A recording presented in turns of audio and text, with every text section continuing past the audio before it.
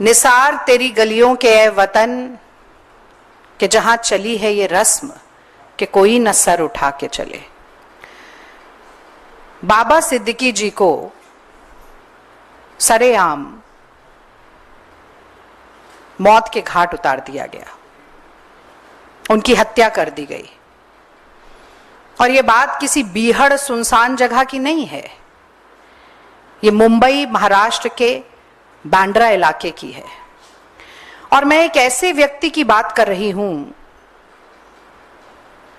जो एक बहुचर्चित लोकप्रिय समाज सेवी तो थे ही, साथ में 3 बार के एमएलए और पूर्व मंत्री थे। मैं एक ऐसे व्यक्ति की बात कर रही हूं जो वाई लेवल की सिक्योरिटी प्रोटेक्टेड थे। मैं एक ऐसे व्यक्ति की बात कर रही हूं जिन्होंने 15 दिन पहले ही महायुति सरकार को विधिवत तरीके से सूचित किया था कि उन्हें जान से मारने की धमकियां मिल रही हैं।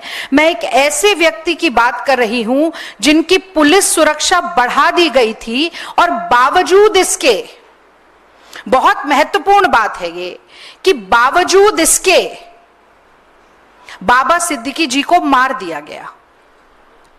और ये पूरा घटनाक्रम अगर हम देखें तो एक बहुत ही वाजिब, बहुत ही जायज सवाल न सिर्फ इस देश के नेताओं, इस देश के राजनीतिक दलों, बल्कि हर भारतीय नागरिक, हर मुंबई और महाराष्ट्र के निवासी के दिमाग में कौंध रहा है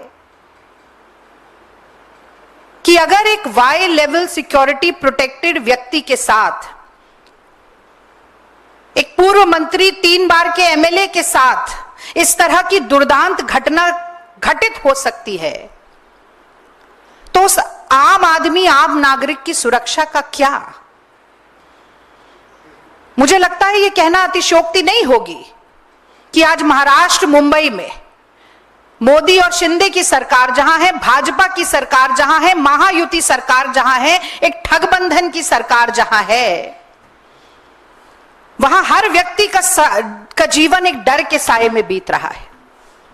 घर और ऑफिस के भीतर डर, तो वो 4 दीवारी लांघते हुए डर, सुनसान राहों पे डर, तो सरेआम भीड़ में डर, रात के सन्नाटे में डर, तो दिन दहाड़े डर। और इस डर की जिम्मेदारी किसकी है? ये सवाल पूछना जनता का अधिकार है और वो चीख चीख कर पूछ भी रही है। और मैं भी पूछना चाहती हूं कि ये डबल इंजन सरकार के नाम पर बार बार गाल बजाने वाले, दम भरने वाले, अपनी पीठ थपथपाने वाले देश के गृह मंत्री कहां सो रहे हैं? आज उन्हें क्रोनोलॉजी समझ में नहीं आ रही कि एक व्यक्ति कह रहा था कि मुझे जान से मारने की धमकी मिल रही है और उसे मार दिया गया, और आपके मुंह में दही जमा है, आपके होठ से ले। एक कैसे अन्याय, अत्याचार, जुल्म, शोषण अपने पांव पसार रहा है महाराष्ट्र में और पूरे देश में, इस बात का प्रत्यक्ष प्रमाण, बहुत दुख है मुझे इस बात का कि विजयदशमी के दिन, दशहरे के दिन न सिर्फ देश ने बल्कि पूरी दुनिया ने देखा।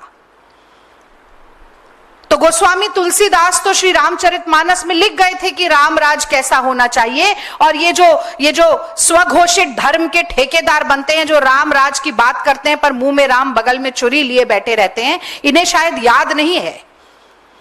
गोस्वामी तुलसीदास ने लिखा है कि दैविक दैहिक भौतिक तापा, राम राज नहीं काहू ही व्यापा, सब नर करहि परस्पर प्रीति, चलहि स्वधर्म निरत श्रुति नीति। और ठीक इसका उल्टा, उलट बांसी, जो हम कहते हैं कि उल्टी गंगा बह रही है, वो हो रहा है महाराष्ट्र में।